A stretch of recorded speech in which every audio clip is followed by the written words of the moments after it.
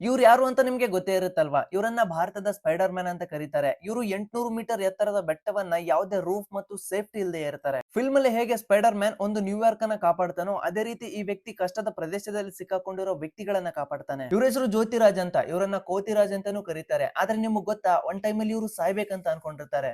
ಇವರ ಸ್ಟೋರಿ ಕೇಳಿದ್ರೆ ನೀವು ಕೂಡ ಒಂದು ಕ್ಷಣ ಬೇಜಾರಾಗ್ಬಿಡ್ತೀರಾ. ಇವರು ಚಿಕ್ಕವರಿದ್ದಾಗಿಂದನೂ ಕೂಡ ಇವರಿಗೆ ಯಾರಿಂದನೂ ಕೂಡ ಒಳ್ಳೆ ಪ್ರೀತಿ ಸಿಗಲ್ಲ. ಸಣ್ಣ ವಯಸ್ಸಲ್ಲೇ ಮನೆ ಬಿಟ್ಟು ಹೊರಗಡೆ ಬರ್ತಾರೆ. ಇವರು ಕೆಲಸ ಹುಡ್ಕೋದಕ್ಕೆ ಅಂತ ಸಾಕಷ್ಟು ಕಡೆ ಹೋಗ್ತಾರೆ. ಇವ್ರಿಗೆ ಕೆಲಸ ಸಿಗೋದಿಲ್ಲ, ಬದಲಿಗೆ ಅವಮಾನಗಳು ಸಿಗುತ್ತೆ. ಇದರಿಂದಾಗಿ ಅವರು ಒಳಗಡೆಯಿಂದಾನೇ ತುಂಬಾನೇ ಕುಗ್ಗೋಗ್ಬಿಡ್ತಾರೆ.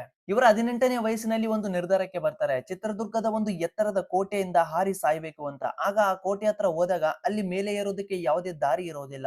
ಅಲ್ಲೇ ಪಕ್ಕದಲ್ಲೇ ಒಂದು ಕೋತಿ ಆ ಒಂದು ಕೋಟೆನ ಹತ್ತುತ್ತಾ ಇರುತ್ತೆ. ಇವರು ಆ ಕೋತಿಯ ಸ್ಟೆಪ್ ಗಳನ್ನ ಒಂದೊಂದಾಗಿ ಕಾಪಿ ಮಾಡಿ ಫೈನಲಿ ಆ ಕೋಟೆನ ಹತ್ತುತ್ತಾರೆ. ಕೋಟೆನ ಹತ್ತಿದ್ಮೇಲೆ ಅಲ್ಲಿಂದ ಜಂಪ್ ಮಾಡ್ಬೇಕು ಅನ್ನೋಷ್ಟರಲ್ಲಿ ಕೆಳಗಡೆ ಇದ್ದಂತ ಟೂರಿಸ್ಟ್ ಗಳು ಇದನ್ನ ಸ್ಟಂಟ್ ಅನ್ಕೊಂಡು ಚಪ್ಪಾಳೆ ತಟ್ಟೋದಕ್ಕೆ ಶುರು ಮಾಡ್ತಾರೆ. ಈ ಒಂದು ಚಪ್ಪಾಳೆನೆ ಕೋತಿರಾಜ್ ಅವರ ನಿರ್ಧಾರವನ್ನೇ ಬದಲಾಯಿಸ್ಬಿಡುತ್ತೆ. ಕೋಟೆಗಳು, ಬೆಟ್ಟಗಳು, ಗುಡ್ಡಗಳು ಇವರ ಜೀವನ ಆಗೋಗ್ಬಿಡುತ್ತೆ. 600 ಫೀಟ್ ಆಳವಾಗಿರೋ ಒಂದು ಜಲಪಾತದಲ್ಲಿ ಇಳಿಯೋದು ಅಷ್ಟೊಂದು ಸುಲಭದ ಮಾತಾಗಿರ್ಲಿಲ್ಲ. ಪೊಲೀಸರಿಂದ ಆಗದೆ ಇರೋ ಈ ಒಂದು ಕೆಲಸನ ಕೋತಿರಾಜ್ ಅವರು ಮಾಡಿ ತೋರಿಸ್ತಾರೆ ಮತ್ತು ಅಲ್ಲೊಂದು ಫ್ಯಾಮಿಲಿನ ಕಾಪಾಡ್ತಾರೆ. ಕರ್ನಾಟಕದ 2ನೇ ಅತಿ ಎತ್ತರದ ಜಲಪಾತ 830 ಫೀಟ್ ಇರೋ ಜೋಗ್ ಫಾಲ್ಸ್ ಅನ್ನ ಯಾವುದೇ ರೂಫ್ ಮತ್ತು ಸೇಫ್ಟಿ ಇಲ್ದೇನೆ ಏರ್ತಾರೆ. ಇದರ ಜೊತೆಗೇನೆ ಅತಿ ಎತ್ತರದ ಬೆಟ್ಟ ಆಗಿರೋ ಜಮಲಾಬಾದ್ ನ 1500 ಫೀಟ್ ಇರೋ ಬೆಟ್ಟವನ್ನ 2 ಗಂಟೆಯಲ್ಲಿ ಹತ್ತಿ ತೋರಿಸ್ತಾರೆ. ಈಗ 38 ವರ್ಷದ ಜ್ಯೋತಿರಾಜ್ ಬಡ ಮಕ್ಕಳಿಗೆ ಫ್ಲಿಕ್ ಕ್ಲೈಂಬಿಂಗ್ ಅನ್ನ ಕಲಿಸ್ತಾ ಇದ್ದಾರೆ. ಒಂದ್ ಟೈಮ್ ಅಲ್ಲಿ ಇವರು ಸಾಯ್ಬೇಕು ಅನ್ಕೊಂಡಾಗ ಯಾರು ಬಂದು ಇವರನ್ನ ಕಾಪಾಡ್ಲಿಲ್ಲ. ಆದ್ರೆ ಇವಾಗ ಇವರು ಅಂತ ಅಪರಿಚಿತರನ್ನ ಕಾಪಾಡೋದಕ್ಕೆ ಅಂತಾನೆ ರಿಸ್ಕ್ ತಗೊಂಡು ಕೆಲಸ ಮಾಡ್ತಾರೆ. ಇವ್ರ ಬಗ್ಗೆ ನಿಮ್ಗೆ ಅನ್ಸುತ್ತೆ ಅಂತ ಕಾಮೆಂಟ್ ಮಾಡಿ. ಹಂಗೆ ಪೇಜಿನ ಫಾಲೋ ಮಾಡಿ.